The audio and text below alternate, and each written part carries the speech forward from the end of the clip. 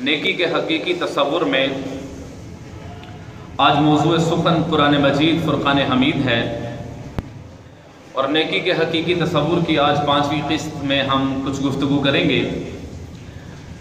قرآن مجید فرقان حمید ایک انقلابی کتاب ہے جس نے لوگوں کی دلوں کو بدل دیا۔ قرآن مجید فرقان حمید ایک ایسی کتاب ہے جس نے انقلاب قلب برپا کیا، جس نے دنیا کو جینے کا شعور سکھایا اور ضابطہ حیات عطا کیا، جس نے عدل و انصاف کو قائم کیا اور لوگوں کی خانگی زندگی سے لے کر ریاستی امور کو چلانے تک کے تمام معاملات سکھائے۔ یہ قرآن مجید فرقان حمید ایک ایسی کتاب ہے جو بے بدل ہے، جو بے مثل ہے، جس کی مثال کوئی دنیا میں کتاب نہیں، اور یہ بے بدل کتاب ہے قرآن۔ اور قرآن کو قرآن کہا بھی اس لیے گیا ہے کیونکہ یہ سب سے زیادہ پڑھی جانے والی کتاب ہے۔ پوری دنیا میں کوئی کتاب ایسی نہیں ہے جو سب سے زیادہ پڑھی جاتی ہو۔ صرف اور صرف پوری دنیا میں روئے زمین پر اگر کوئی کتاب آپ کو ملے گی جس کی سب سے زیادہ تلاوت کی جاتی ہے تو وہ قرآن مجید فرقان حمید ہے۔ یہ اعجاز قرآن کو حاصل ہے۔ اس کے علاوہ یہ اعجاز نازل ہونے والی الہامی کتب میں سے تورات و زبور و انجیل اور صحف میں اور پوری دنیا میں پائی جانے والی جتنی بھی تصانیف ہیں، کسی کو یہ اعجاز حاصل نہیں ہے جو قرآن مجید فرقان حمید کو اعجاز حاصل ہے، کیونکہ سب سے زیادہ پڑھی جانے والی کتاب اگر روئے زمین پر کوئی ہے تو وہ قرآن مجید فرقان حمید ہے، اور یہ سینوں میں محفوظ ہے۔ باقی اوراق میں محفوظ ہے، بلکہ محفوظ نہیں کہیں گے ہم، اوراق میں موجود ہے۔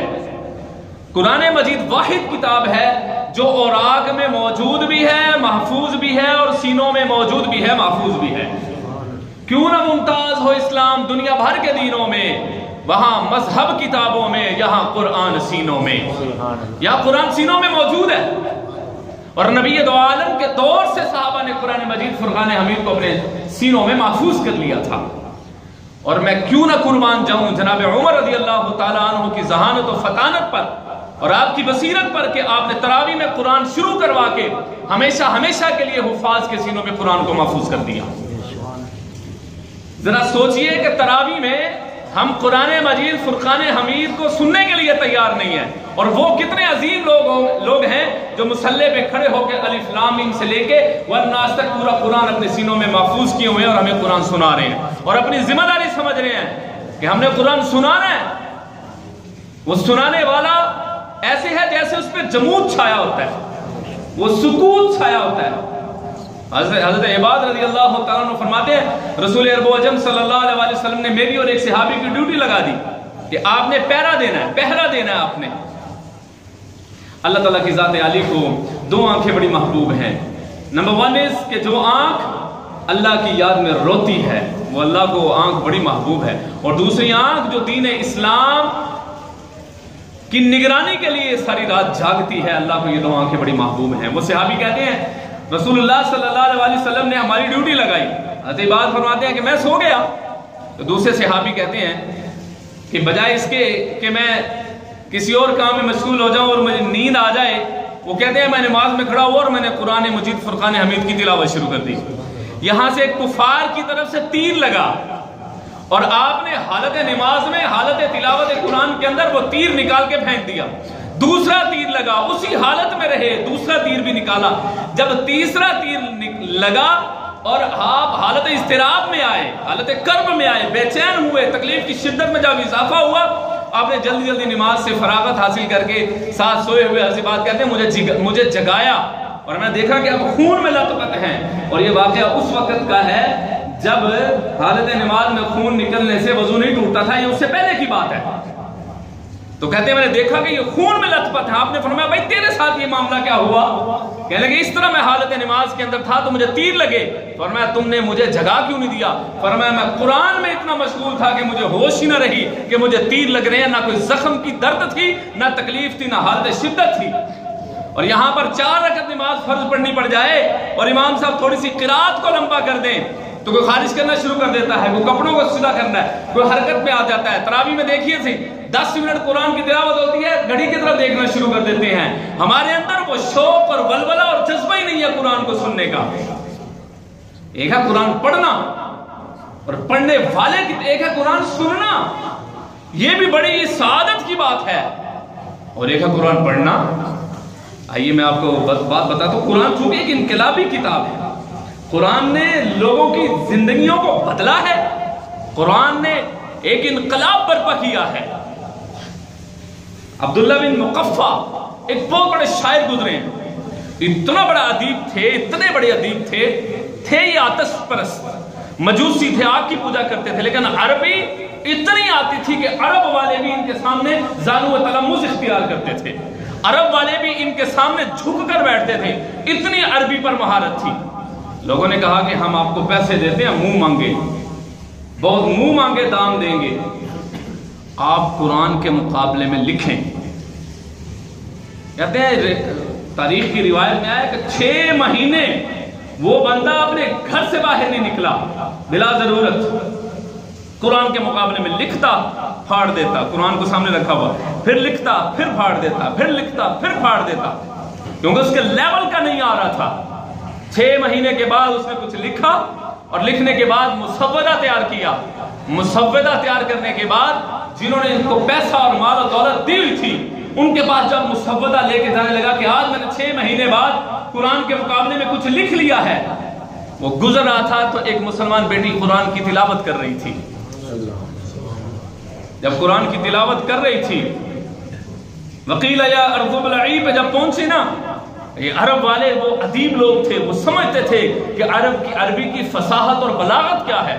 کہتے وہی وہ نیچے گرا اور واپس آیا اور اپنے مسودے کو پھاڑ کر اسلام قبول کیا کہ یہ کسی انسان کا کلام نہیں, اللہ کا کلام ہے, میں اس کے لیول کا لکھ ہی نہیں سکتا.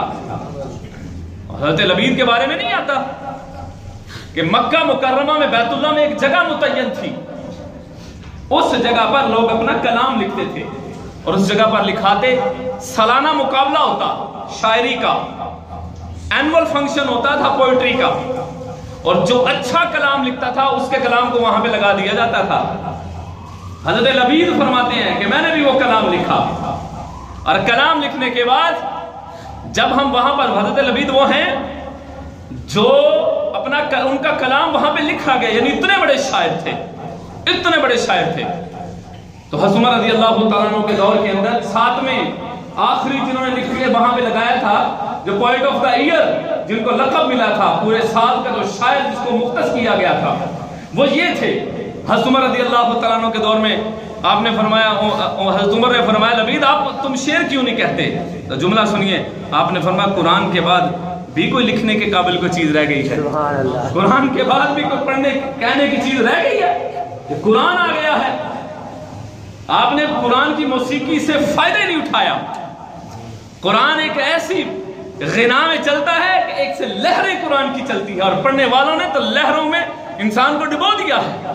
ایسا سا قرآن پڑھنے والا دنیا میں آیا ہے کہ جو قرآن کو پڑھتے ہیں تو معلق کر دیتے ہیں ہر چیز کو. یہاں پر میں کبھی کبھی حیران ہوتا ہوں کہ یہاں پہ دنیا, پاکستان کا ایک قاری قرآن پڑھتا ہے, ہم جھوم اٹھتے ہیں. جو صحابی رسول قرآن پڑھتے ہوں گے تو کیا ماجرا ہوتا ہوگا. یہاں پر کوئی قاری قرآن مصلی پہ آگے, پچھلے جمعے قاری وسیم اللہ امین صاحب نے قرآن پڑھا, سارے نماز میں جھوم رہے تھے. یہ ایک اجمی ہے جو قرآن کو پڑھ رہا ہے, اور عربی قرآن کو پڑھے گا جس کے اوپر قرآن نازل ہوا, تو وہ کیا جادو ہمارے اوپر چھوڑ کے جائے گا. اچھا, ان عربیوں میں سے صحابی جب قرآن پڑھے گا تو پھر کیا معاملہ ماجرا ہوگا. صحابہ میں سے ایسے صحابی نہیں آئے جو رات کو قرآن پڑھتے تھے, تو اللہ نے جبریل امین کو حضور کونین علیہ السلام میں نازل فرما کر کہا اپنے اس صحابی کو کہیں یہ قرآن پڑھے, میں اللہ اور میں فرشتے اس کی زبان سے قرآن سننا چاہتے ہیں. وہ کیسا قرآن پڑھنے والے ہوں گے. اچھا چلیے میں ایک اور بڑی پیاری بات کرنے لگا ہوں. صحابی قرآن پڑھے تو دنیا مگن ہو جائے, اور اگر صاحب قرآن جناب عزت مآب سید دو عالم قرآن کو پڑھتے ہوں گے تو پھر کیا جادو چلتا ہوگا لوگوں کا. تو فیل ابن عمر دوسی نے ایسے سر زانوؤں میں کیوں ایسے دے دیا تھا, جناب عمر رضی اللہ تعالیٰ عنہ کے دل پہ قرآن نے ایسے اثر کر دیا تھا. ذرا غور تو اللہ کر, انشاءاللہ تعالیٰ ایک دن آئے گا ہم جنت میں حضور کی زبان عالی شان سے قرآن سنیں گے. ہم ریکویسٹ کریں گے, ہم اپنے حضور کونین کے سامنے زانو تلمذ ہو کر حضور کے قدموں کو ہاتھ لگا کے کہیں گے, جب اللہ ہم سے پوچھیں گے بتاؤ کیا خواہش ہے, تو ہم کہیں گے ہم حضور کی زبان سے قرآن سننا چاہتے ہیں. جن کی زبان سے قرآن سنتے سنتے صحابہ کی نسبتیں بدل گئی تھی, ہم وہی قرآن سننا چاہتے ہیں. ایک اور بات سنیے, ابو عبید جو تھے وہ قرآن پڑھ رہے تھے.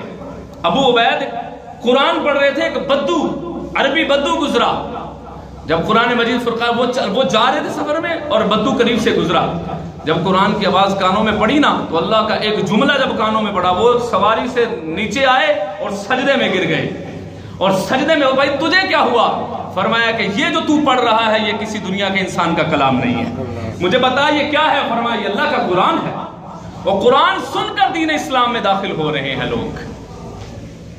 نبی کریم صلی اللہ علیہ وسلم نے, میں ایک بڑی پیاری حدیث میرے ذہن میں آگے, 4 صحابی ہیں, حضرت ابو موسیٰ اشعری رضی اللہ عنہ, حضرت بلال حبشی رضی اللہ عنہ, حضرت ابو بکر صدیق رضی اللہ عنہ, اور حضرت عمر فاروق رضی اللہ تعالیٰ عنہ.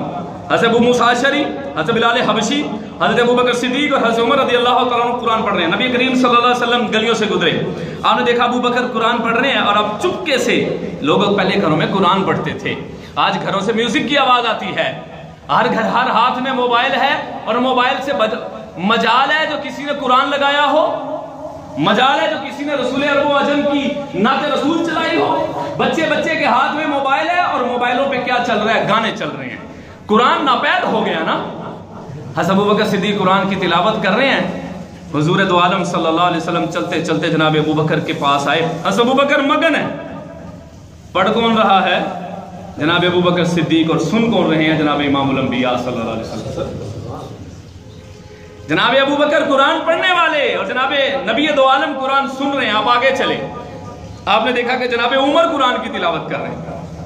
اب جناب عمر رضی اللہ تعالیٰ عنہ کا قرآن بھی سنا. اب جناب بلال حبشی رضی اللہ تعالیٰ عنہ کے پاس سے گزرے. حضرت بلال حبشی بھی قرآن پڑھ رہے ہیں, اور نبی کائنات قرآن سن رہے ہیں. اور حضرت ابو موسیٰ اشعری رضی اللہ تعالیٰ عنہ قرآن پڑھ رہے ہیں, اور نبی کریم صلی اللہ علیہ وسلم قرآن سن رہے ہیں. آپ مسجد میں واپس تشریف لائے. حضور علیہ السلام نے فرمایا ابو بکر کو بلاؤ, عمر کو بلاؤ, جناب بلال کو بلاؤ, ابو موسیٰ اشعری کو بلاؤ. حضرت ابو موسیٰ اشعری رضی اللہ تعالیٰ عنہ سے پہلا سوال کیا. آپ نے فرمایا ابو موسیٰ اشعری بڑا پیارا قرآن پڑھتے ہو بھائی. فرمایا یا رسول اللہ آپ کو کیسے پتا چلا؟ آپ نے فرمایا میں چپکے سے تمہارا قرآن سن رہا تھا. حضرت ابو موسیٰ اشعری ایسے خوش ہوئے کہ یا رسول اللہ اگر مجھے پتا چلتا کہ آپ میرا قرآن سن رہے ہیں, خدا کی قسم میں اس سے بھی خوبصورت قرآن کو پڑھتا, میں اس سے بھی اچھا قرآن پڑھتا. ابو موسیٰ اشعری کو آپ نے فرمایا اللہ نے تجھے داؤد لہنی میں سے لہن عطا کیا ہے. جس طرح حضرت داؤد اپنی کتاب کو خوبصورت انداز میں پڑھتے تھے, اس لہن میں سے تم کو لہن عطا کیا. فرمایا یا رسول اللہ اگر مجھے پتا چلتا کہ میرے نبی قرآن سن رہے ہیں, میں اور بھی اچھا قرآن پڑھتا, میں اور بھی خوبصورت قرآن پڑھتا. آپ نے حضرت بلال حبشی رضی اللہ عنہ سے فرمایا بلال یار تم ایک آیت یہاں سے پڑھتے تھے, پھر آگے جا کے پڑھتے تھے, پھر ایک اس بارے سے پڑھتے تھے, ایک اس بارے سے پڑھتے تھے, یہ کیا کر رہے تھے؟ فرمایا یا رسول اللہ میں آیتوں کا گلدستہ بنا رہا تھا, میں قرآن کی آیتوں کا گلدستہ بنا رہا تھا. آپ نے فرمایا بہت اچھی بات ہے, لیکن قرآن کو ترتیب کے ساتھ پڑھا کرو, قرآن کو ترتیب کے ساتھ پڑھا کرو. گویا کہ حضور نے فرمایا ان کی دلجوئی بھی کی, بہت اچھا کام ہے, لیکن کیا کرو قرآن کو ترتیب کے ساتھ پڑھا کرو. الف لام میم سے شروع ہو جائیں قرآن کو, ایک صفحہ روزانہ تلاوت کا شروع کریں. یقین کریے ایسا سکون ملے گا, ایسا دل کو سکون ملے گا, آپ کو تشفی قلب نصیب ہوگی. قرآن کو کھولے تو صحیح. یار دیکھو یہ قرآن پاک ہے, اس کو جب میں نے کھولا اور میں نے کوئی آیت پڑھی تو میں کس سے باتیں کرنا شروع ہو گیا؟ اللہ تعالیٰ سے میری بات شروع ہو گئی, اللہ تعالیٰ سے میں باتیں کرنا شروع ہو گئی. یہ کوئی چھوٹی بات ہے کہ خالق کائنات میرے ساتھ باتیں کر رہے, میں خالق کائنات کے ساتھ باتیں کروں, میں قرآن کو نازل کرنے والے کے ساتھ باتیں کروں. یار قرآن تو ایسی کتاب ہے یہ جن کا کلام ہے وہ رب العالمین ہے, اور جن پر نازل ہوا وہ رحمت للعالمین. اللہ نے قرآن کے لیے کسی اور فرشتے کا انتخاب ہی نہیں کیا, اللہ نے قرآن کے لیے فرشتوں کے سردار کا انتخاب کیا. اور قرآن ایسے تھوڑی نازل ہوتا تھا, جب جبریل امین قرآن لے کر آتے تھے تو کئی ہزار فرشتے آپ کے ساتھ قرآن کے پروٹوکول کے ساتھ چلتے تھے کہ آج قرآن نازل ہو رہا ہے. جس طرح فار ایگزامپل ہماری, آپ نے دیکھا ہوگا ہماری فوج جب انہوں نے کوئی قیمتی ہتھیار منتقل کر رہے ہیں ایک جگہ سے دوسری جگہ تو سیکیورٹی آتی ہے, مختلف ڈپارٹمنٹس والے آ کے کلیئرنس دیتے ہیں, پھر ہمارے وہ قیمتی ہتھیار ایک جگہ سے دوسری جگہ پر منتقل ہوتے ہیں. ایک دنیا کے قیمتی ہتھیار کے لیے سیکیورٹی ہوتی ہے تو قرآن کتنا قیمتی ہے، قرآن کتنا قیمتی ہے۔ اس کی سیکیورٹی کے لیے جبریل امین آ رہے ہیں اور ان کے ساتھ فرشتوں کی ایک جماعت نازل ہو رہی ہے، اتنا عظیم قرآن ہے۔ حضرت عمر رضی اللہ تعالیٰ عنہ فرمایا عمر آپ قرآن کو اونچا کیوں پڑھ رہے تھے؟ فرمایا یا رسول اللہ میں قرآن کو اس لیے اونچا پڑھ رہا تھا کہ میں شیطان کو بھگا رہا تھا۔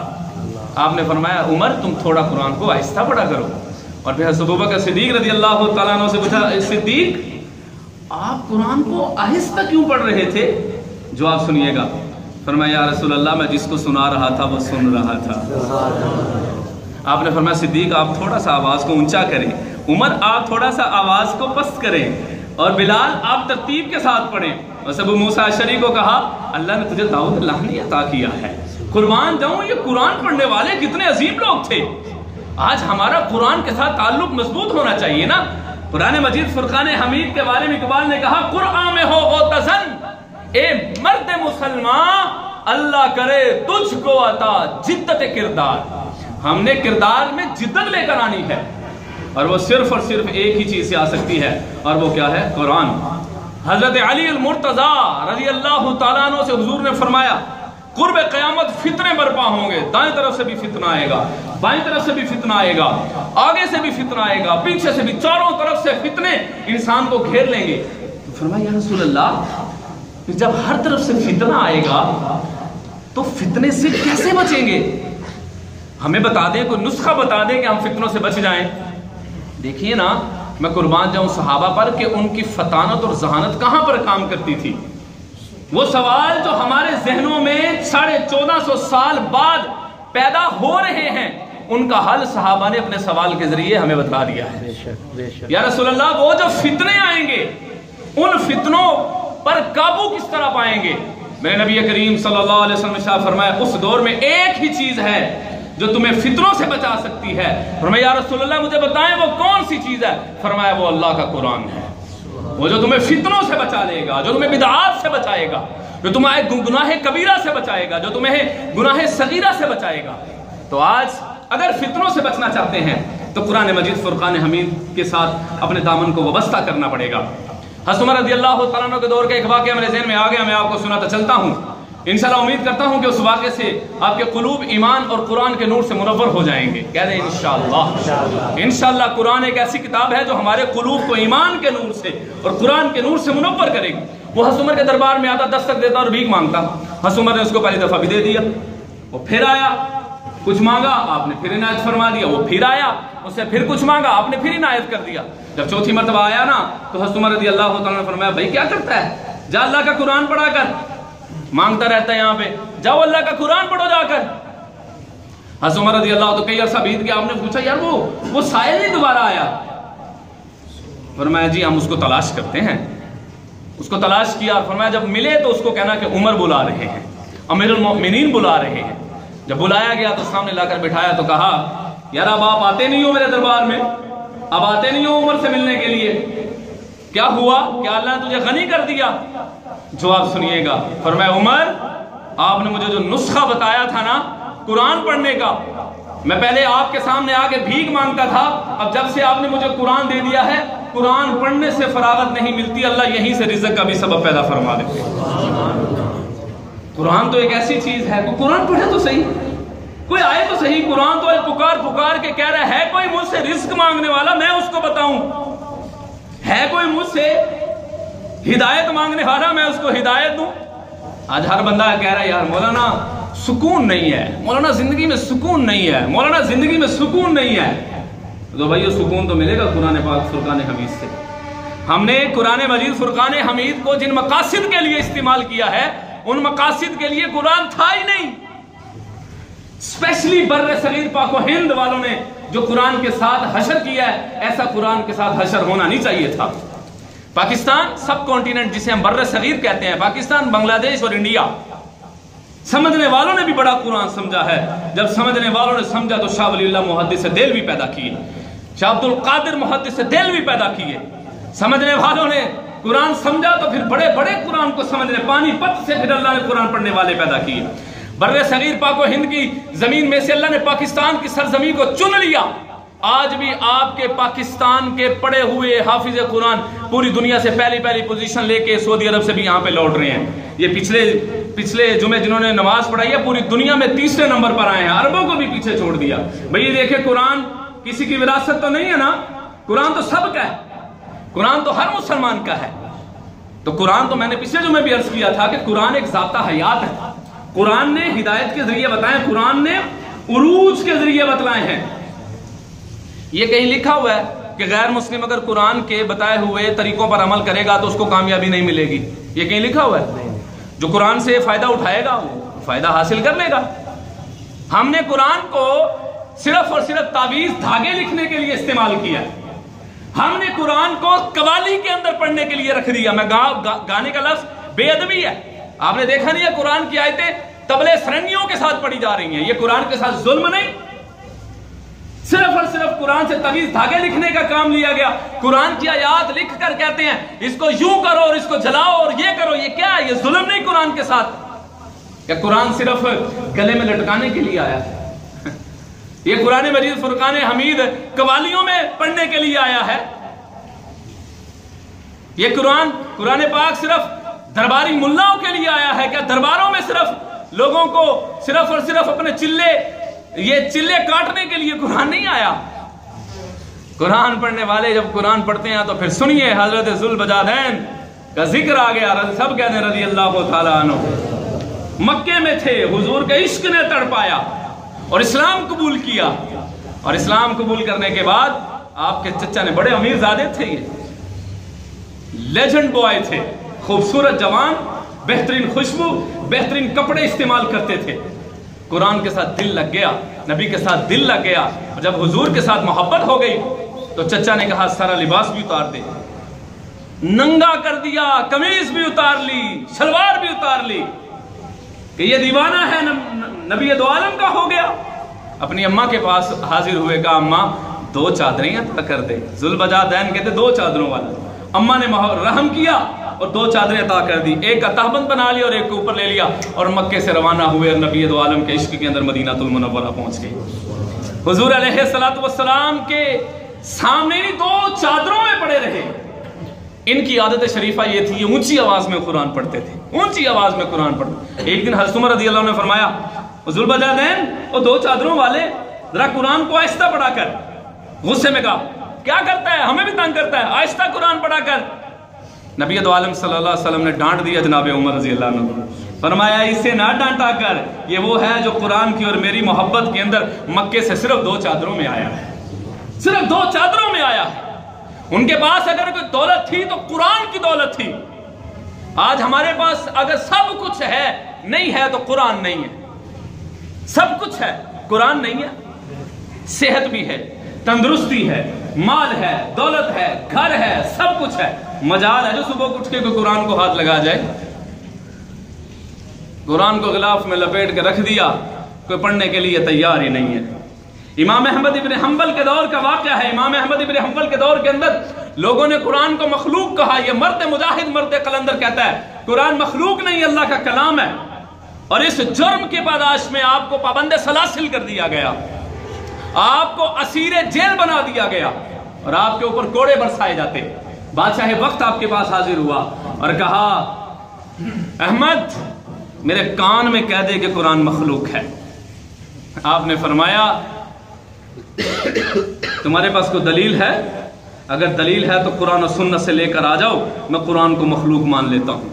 تو کہنے لگا کہ نہیں, آتی کتاب اللہ و رسولہ, آتی کتاب اللہ و سنت رسولہ. اگر کوئی چیز ہے تو لاؤ میرے پاس, اللہ کی کتاب میں سے, سنت رسول میں سے اگر کوئی چیز لے کر آتے ہو تو میں تسلیم کر لیتا ہوں. کہا نہیں ہمارے پاس ایسی کوئی دلیل نہیں ہے. فرمایا پھر امام احمد ابن حنبل کی چمڑی تو ادھر سکتی ہے, قرآن کو مخلوق نہیں کہا جا سکتا. قرآن کے ساتھ عشق کرنے والوں نے تو اس لیول کا عشق کیا ہے. جناب عثمان غنی رضی اللہ تعالیٰ عنہ نے فرمایا جب مجھے بھوک لگتی ہے میں قرآن پڑھتا ہوں, میری بھوک ختم ہو جاتی ہے. یہ نبی دو عالم صلی اللہ علیہ وسلم کے صحابہ جو قرآن پڑھتے تھے تو فرشتے ہواؤں میں معلق ہو کر نبی دو عالم کی زبان عالی شان سے, صحابہ کی زبان عالی شان سے قرآن سنا کرتے تھے. آج ہم نے قرآن مجید فرقان حمید سے وہ ٹریڈ ہی نہیں کی جو ٹریڈ کرنے کا حق تھا. یہ 70واں پارہ ہے کون کہتا ہے کہ ہمیں قرآن سے کوئی چیز نہیں ملے گی؟ آئیے میں آپ کو بتاتا ہوں، ایک ڈاکٹر اگر کوئی گائناکولوجسٹ بننا چاہتا ہے، بچے کی پیدائش کے مراحل کو جاننا چاہتا ہے، بچے کی پیدائش کیسے ہوتی ہے، کوئی MBBS ڈاکٹر جو گائنی اسپیشلسٹ بننا چاہتا ہے، آئیے قرآن مجید فرقان حمید کو اٹھائیے اور آپ کو پتہ چلے گا کہ اللہ نے 17ویں پارے کے اندر کیا فرمایا ہے۔ اللہ نے تمام کے تمام مراحل بیان کر دیے، 18ویں پارے میں بھی بیان کیا، 17ویں پارے میں بھی اللہ نے بیان کر دیا، من نطفہ کا لفظ استعمال کر دیا، ثم من علقہ، ثم من مضغۃ مخلقۃ وغیر مخلقۃ لنبین لکم ونقر فی الارحام ما نشاء۔ کوئی ڈاکٹر بننا چاہتا ہے تو اس کو جو ہے وہ رہبری قرآن سے ملے گی، کوئی انجینئر بننا چاہتا ہے اس کو رہبری قرآن سے ملے گی، کوئی میتھ کا ماہر بننا چاہتا ہے اس کو قرآن مجید فرقان حمید آگاہی دے گا، کوئی آئے تو صحیح یہاں سے ہر چیز ملے گی۔ ایک سائنٹسٹ جو ماہر فلکیات بننا چاہتا ہے، کوئی فزکس کا ماہر بننا چاہتا ہے، کوئی بایولوجی کا ماہر بننا چاہتا ہے، کوئی سورج کے نظام کو جاننا چاہتا ہے، کوئی چاند کے نظام کو جاننا چاہتا ہے، آئیے سورہ یاسین آپ کے لیے دروازے کھول کر بیٹھی ہوئی ہے۔ سبحان اللہ۔ کوئی یہ جاننا چاہتا ہے کہ اللہ نے کتنی نعمتیں دی ہیں، سورہ رحمان اپنا آپ کھول کے آپ کے سامنے بیان کر رہی ہے، اور بار بار قرآن کہہ رہا فَبِأَيِّ آلَاءِ رَبِّكُمَا تُكَذِّبَانِ فَبِأَيِّ آلَاءِ رَبِّكُمَا تُكَذِّبَانِ فَبِأَيِّ آلَاءِ رَبِّكُمَا تُكَذِّبَانِ۔ کوئی آئے تو صحیح۔ ہم نے قرآن سے جھگڑے نکالے، آپس میں اختلافی مسائل نکال لیے، ہم نے قرآن سے مسلک کے اختلاف نکال لیے، ہم نے قرآن سے اپنے اپنے مطلب کی چیزیں نکال کر تلواروں کو سونت لیا۔ قرآن اس لیے آیا تھا کہ خانگی زندگی سے لے کر ریاستی امور کے سینٹ تک، ایوان بالا تک عدل کے نظام کو نافذ کر دیا جائے، وہ ہم نے قرآن سے کام نہیں لیا۔ ہم نے قرآن کو پڑھا بھی تو صرف لفظوں سے پڑھا، جنہیں جان کر پڑھا، وہ آج سائنس میں ہم سے کتنا آگے نکل گئے اور ہم مغلوب ہو گئے۔ ہم غالب تھے، مغلوب ہو گئے، وہ مغلوب تھے، غالب ہو گئے۔ تو بھائیو قرآن کو پڑھیں، قرآن کو سمجھیں، قرآن کیا کہہ رہا ہے۔ قرآن کو حفظ کرنے میں بڑی فضیلت ہے، اس کے والد کو جو ہے وہ چمکتا ہوا تاج پہنا دیا جائے گا جس کی روشنی سورج سے بھی زیادہ ہوگی۔ یہ فضیلت اپنی جگہ پر برحق ہے۔ جو قرآن کا ایک لفظ پڑھتا ہے اس کو 10 نیکیاں ملتی ہیں۔ الف لام میم، میرے نبی نے فرمایا یہ 3 حرف ہے، الف علیحدہ ہے، لام علیحدہ ہے، میم علیحدہ ہے، 30 نیکیاں مل رہی ہیں، اس میں کوئی شک نہیں ہے۔ حافظ قرآن کو جنت میں کہا جائے گا کہ آپ بھائی جیسے قرآن کو ٹھہر ٹھہر کر پڑھتے تھے، یہ پڑھتا چلا جا اور درجے چڑھتا چلا جا، اس میں کوئی شک ہی نہیں ہے۔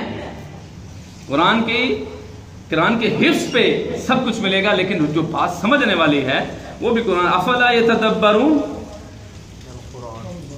اللہ قرآن میں کہہ رہے ہیں کیا بھائی تم یہ تدبر نہیں کرتے؟ اللہ نے کیوں کہا قل سیروا فی الارض فانظروا؟ اللہ کہتے ہیں میری زمین پر سیر کرو اور دیکھو کہ میں نے یہ ساری چیزیں کس لیے پیدا کی ہیں۔ اللہ نے پہاڑ میں چاند کا ذکر کیا، کیوں کیا کہ سمجھو تو صحیح۔ اللہ نے سورج کا ذکر کیا، ستاروں کا ذکر کیا، اللہ نے پہاڑوں کا ذکر کیا، اللہ نے دریاؤں کا ذکر کیا، سمندر کا ذکر کیا، ہوا کا ذکر کیا، پانی کا ذکر کیا، آگ کا ذکر کیا، پودوں، باٹنی، زولوجی اگر لینا چاہتے ہو تو آؤ تو صحیح نا، قرآن دے گا تمہیں۔ ہم نے تو قرآن کے مقاصد کو بدل کے رکھ دیا ہے۔ قرآن تو انقلاب قلب تھا، مجھے بتائیے کون قرآن کو انقلاب قلب کے لیے استعمال کرتا ہے؟ وہ ہم تو وہ لوگ ہیں جو رمضان میں بھی قرآن کو کھول کر نہیں دیکھتے، ہم تو وہ لوگ ہیں جو شب قدر میں بھی قرآن کو کھول کر نہیں دیکھتے۔ انا انزلناہ فی لیلۃ القدر وما ادراک ما لیلۃ القدر لیلۃ القدر خیر من الف شہر۔ اللہ کہتے ہیں ہم نے لیلۃ القدر میں قرآن کو نازل کیا ہے۔ تو قرآن کو بھائی نزول کا ایک مقصد ہے، تنزیل من رب العالمین، یہ قرآن جو ہے رب العالمین کا کلام ہے۔ یار میں اگر ایک کتاب کا رائٹر ہوں اور میں آپ کو دوں، میں اصل میں مسجد میں داخل ہوں اور میں دیکھتا ہوں کہ یار میری کتاب فلاں بندہ پڑھ رہا ہے، تو مجھے اس شخص سے محبت ہوگی کہ نہیں ہوگی؟ کہ صاحب تصنیف خود دیکھے کہ میری کتاب فلاں بندہ پڑھ رہا ہے، مولانا بلال صاحب میری کتاب پڑھ رہے ہیں، مجھے خوشی ہوگی کہ مولانا بلال صاحب میری کتاب پڑھ رہے ہیں۔ تو جب کوئی اللہ کی کتاب پڑھے گا تو اللہ کو خوشی نہیں محسوس ہوگی کہ میرا بندہ یار میری کتاب پڑھ رہا ہے؟ اللہ فرشتوں کو کہہ رہے ہوں گے وہ دیکھو مسجد غازی رحمت کے فلاں کونے میں بیٹھ کر جو بندہ پڑھ رہا ہے نا، اللہ کہیں گے وہ میری کتاب ہے، وہ میرے محبوب پر نازل ہوئی تھی، وہ میری کتاب پڑھ رہا ہے. اور جب قرآن پڑھنے والوں کا تذکرہ آسمانوں پہ ہوتا, میں نے پہلے بھی ذکر کیا تھا, یہ قرآن آسمان سے آیا ہے, اس کے پڑھنے والوں کا تذکرہ بھی آسمان پر ہی ہوتا ہے, اور جو اس کے ساتھ جڑ جاتا ہے اس کا تذکرہ بھی آسمانوں پہ ہوتا ہے, کیونکہ یہ کتاب یہ منزل من اللہ ہے, یہ اللہ کی طرف سے نازل ہوئی ہے. یہ قرآن مجید فرقان حمید کو ہم نے آنکھوں سے تو لگایا, ہم نے ہونٹوں سے تو لگایا, ہم نے سینے کے ساتھ لگایا ضرور, لیکن سینے کے اندر اتارا نہیں اس کو. یہ جب تک قرآن سینے میں نہیں اترے گا, آپ قرآن کو پڑھیں آپ کا سینہ کھل جائے گا, اب قرآن کو پڑھیں آپ فرقوں سے باہر آتے جائیں گے, آپ اختلافات سے باہر آتے جائیں گے, آپ کا ذہن وسیع ہوتا جائے گا, آپ کا دل کشادہ ہوتا جائے گا, آپ کا صدر میں شرح آتی جائے گی, آپ کا شرح صدر ہوتا جائے گا, اور جب آپ قرآن پڑھتے چلے جائیں گے آپ کا اللہ کے ساتھ کنیکشن مضبوط ہوتا جائے گا. جس بندے کے ساتھ جتنی گفتگو کریں اس بندہ اتنا ہی جان لیتا ہے. میں مولانا سے بات کروں گا, مولانا مجھ سے بات کریں گے, روزانہ بات ہوگی تو مولانا مجھے جان جائیں گے, میں مولانا کو جان جاؤں گا. یہ اللہ کا کلام ہے, ہم جتنا اس کو پڑھیں گے ہم اتنا ہی اللہ کو جانتے چلے جائیں گے, ہم اتنے ہی اللہ کے قریب ہوتے چلے جائیں گے. تو قرب کا ذریعہ اور فتنوں سے بچنے کا ذریعہ اگر کوئی ہے اس دور کے اندر تو وہ صرف اور صرف قرآن مجید فرقان حمید ہے. خدا کے لیے قرآن کے ساتھ ظلم نہ کریں, قرآن کے ساتھ زیادتی نہ کریں. پہلی زیادتی ہم یہ کرتے ہیں کہ قرآن کو ہم عربی لہجے میں نہیں پڑھتے, ہم قرآن کو تجوید کے ساتھ نہیں پڑھتے. یہ پہلی زیادتی ہم قرآن کے ساتھ کر رہے ہیں, نہ ہم اس پر کوشش کرتے ہیں. میں کہتا ہوں حواس باختہ انسان بھی ہونا, جس کو ہم کہتے ہیں شدائیے, انہوں بھی پتا ہے کہ 5 دا نوٹ کیڑا ہے, 10 دا کیڑا ہے, 20 دا کیڑا ہے, 50 دا کیڑا ہے, 100 دا کیڑا ہے, 1000 دا کیڑا ہے, 5000 دا کیڑا ہے. جس کو ہم شدائی کہتے ہیں, نوٹوں کی پہچان اس کو ہے, اس کا نہیں پتہ لگ سکتا اس کو. کہتے ہیں جی انہیں سمرے کی قرآن سیکھی ہے. لوگ ہی کہتے ہیں کیوں بھائی جان, کیا کہتے ہیں بھائی وڈیرے ہو گیا, ان قرآن کی سیکھی ہے. وہ وڈیرے بندے کو ٹچ موبائل چلانا آ گیا. اگر وہ ٹچ موبائل آج کے دور کی ٹیکنالوجی کا چلا سکتا ہے, لیپ ٹاپ چلا سکتا ہے, کمپیوٹر چلا سکتا ہے, تو قرآن نہیں سیکھ سکتا. یہ غلط بات ہے. اج دا بابا جی دی نظر کمزور ہے, ڈرائیونگ کر سکتا ہے, قرآن نہیں سیکھ سکتا. یہ سب بہانے ہیں, اللہ ان بہانوں کے پکڑ کرے گا. اللہ کوشش ہی نہیں کر رہے نا. باقی سارے کام ہیں, حساب کتاب سارے بالکل ایکوریٹ ہیں. کیلے کو کتنے پیسے لینے وہ بھی پتا ہے, کس کے کتنے دینے یہ بھی پتا ہے, سارے معاملات پتہ ہیں. اس کی وجہ یہ ہے ہماری زندگی انہی معاملات میں گزر رہی ہے. جس چیز کی بار بار ریہرسل کی جاتی ہے وہ چیز آٹومیٹکلی ذہن میں آ جاتی ہے. اس کی ریہرسل ہی نہیں ہو رہی بھائی, اس پہ مشق ہی نہیں ہو رہی. یہ قاری قرآن پڑھتے ہیں, مجال ہے کوئی ایک آیت بھی بھول جائے. کتنی لے میں پڑھتے ہیں, کتنے لمبے سانس میں پڑھتے ہیں, پیچھے مشق ہوتی ہے, محنت ہوتی ہے. ایسے تھوڑی قرآن یہاں پہ پڑھا جاتا ہے. 10 سال 20 سال کی محنت ہے پیچھے, پھر آ کے مصلی پہ قرآن سنایا جاتا ہے, پھر آ کے اسٹیج کے اوپر قاری قرآن سناتا ہے. ہمیں 2 کلمے نہیں آتے. جو کر رہے ہیں کیا اللہ کرے ہم سب کو کلمے کی موت نصیب ہو. کہہ دیں اونچی آواز سے کہہ دیں آمین. لیکن اگر کلمے کی ریہرسل ہوگی تو ایک ویڈیو کلپ آیا, اس کے آخری مراحل چل رہے ہیں, بے ہوش ہے, ایک بوڑھے آدمی بے ہوش ہیں, ڈرپس لگی ہوئی ہیں, آکسیجن لگی ہوئی ہے, لیکن زبان سے قرآن جاری ہے. اس کی وجہ کیا ہے؟ ان کا معمول ہے قرآن پڑھنا. ہمارے معمول میں قرآن شامل نہیں ہے. خدا کے لیے قرآن کے ساتھ پہلا ظلم یہ ہم بند کریں کہ ہمیں قرآن پڑھنا نہیں آتا. اپنے امام مسجد کے ساتھ ہم نے اپنے امام صاحب جو ہیں ان کو ہم نے مختص کیا ہوا ہے, آپ جب بھی آئیں ان کے ساتھ ٹائم سیٹ کریں. آپ چونکہ یہاں پہ قرب و جوار میں فیکٹریز میں رہتے ہیں, 5 منٹ تو روز دے ہی سکتے ہیں نا ہر نماز کے بعد. کوئی ایک نماز میں 5 منٹ امام صاحب کو کہتے ہیں امام صاحب ہمیں 5 منٹ چاہیے, ہم نے اللہ سے باتیں کرنی ہے. ہم نے اللہ سے باتیں کرنی ہے اللہ کی زبان عالی شان سے. ہم نے اللہ سے باتیں کرنی ہے محبوب عالی شان کی زبان سے. ہمیں ہمارے محبوب کی زبان سنا دیجئے. ہم اللہ تعالیٰ کے ساتھ بات کریں تو اللہ خوش ہو رہے ہوں, میرے بندے نے میری زبان سیکھ لی ہے, میرے بندے نے قرآن کی زبان سیکھ لی ہے. تو پہلا ظلم ہم یہ بند کریں, قرآن کو سیکھیں. یہ بات ٹھیک ہے نا, ایک بندہ اگر ٹچ موبائل چلا سکتا ہے, فیس بک چلا سکتا ہے, سوشل میڈیا سارا ہینڈل کر سکتا ہے, اس کو سارا پتا ہے کس چیز کو میں نے لائک کرنا ہے, کس کو شیئر کرنا ہے. قرآن کا نہیں پتا اس کو کس چیز کو لائک کرنا ہے. میں نے کئی نوجوانوں کو دیکھا السلام علیکم ورحمۃ اللہ, السلام علیکم ورحمۃ اللہ, فوراً موبائل نکال کے شروع ہو جاتے ہیں. یہاں پر اچھا ایک بات کہتا ہوں, یہ سارا سوشل میڈیا قیامت والے دن بند ہو جائے گا, وہاں پر یہ والا میڈیا چلے گا. اس کو کتنی بار لائک کیا تھا, ہاں واٹس ایپ پہ اور میسنجر ہر کوئی روزانہ کھول کے دیکھتا ہے. واٹس ایپ کو کھول کے دیکھ رہے ہیں کسی کا میسج تو نہیں آیا, میسنجر کو کھول کے دیکھ رہے ہیں کسی کا میسج تو نہیں آیا. قرآن کو کبھی کھول کے دیکھا کہ اللہ کا کیا کیا میسج ہے؟ قرآن کو کبھی کھول کے دیکھا کہ اللہ ہمیں کیا میسج دے رہا ہے؟ میسنجر کی فکر ہے, واٹس ایپ کی فکر ہے, فیس بک کی فکر ہے, کس نے کمنٹ کیا ہے کس نے نہیں کیا. کبھی اللہ کو بھی کمنٹ کرو نا, کبھی اچھی الفا بھی آئی آلائے ربکما تکذبان کہہ کے کہو سبحان اللہ. یہ اللہ کو کمنٹ کر رہے ہیں ہم, اللہ واہ تیری شان تیری قدرت, اللہ تو نے اتنا سونا قرآن نازل کیا ہمارے اوپر, اللہ ہمیں تو پتہ ہی نہیں تھا آپ اتنی محبت کرتے ہیں ہم سے. اللہ تعالیٰ کی ذات اتنی محبت کرتی ہے. یا ایھا الانسان ما غرک بربک الکریم.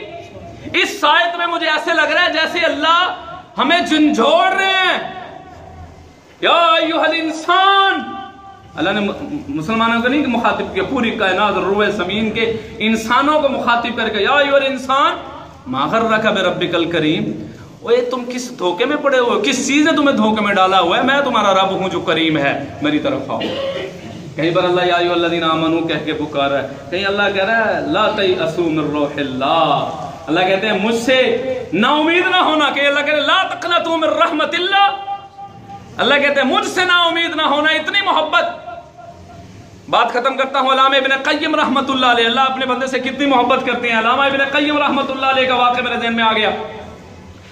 علامہ ابن قیم رحمت اللہ علیہ خریداری کرنے کے لیے ایک بازار سے گزرے, اور بازار سے گزرنے کے بعد ایک دروازے پہ رکے. ماں نے بچے کو تھپڑ مارے اور گھر سے باہر نکال دیا. بچہ رونا شروع کر دیا. بچہ رویا اور غصے میں چلایا اور کہا کہ اب تمہارے دروازے پہ دوبارہ واپس نہیں آؤں گا.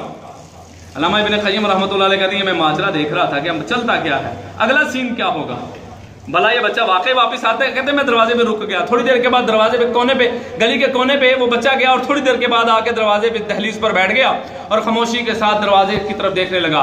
تو میں بچے سے مخاطب ہوا, میں نے کہا بچے تجھے تیری ماں نے مارا اور تو غصے میں گیا اور کہا کہ میں واپس نہیں آؤں گا, اور دوبارہ دروازے پہ آ کر بیٹھ بھی گیا ہے, تو پھر کیوں آیا ہے؟ یہ تو تجھے مارتی ہے. تو بچے نے ایک بڑا خوبصورت جواب دیا.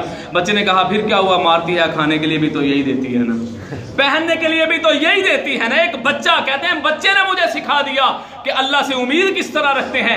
ایک بچے کو اپنی ماں سے اتنی امید ہے, اگر کبھی کبھی سختی کرتی ہے, نہلاتی بھی یہی ہے, پانی بھی یہ پلاتی ہے, کھانا بھی یہی کھلاتی ہے, کپڑے بھی یہ پہناتی ہے, محبت بھی تو یہی کرتی ہے نا. آپ دیکھیے گا.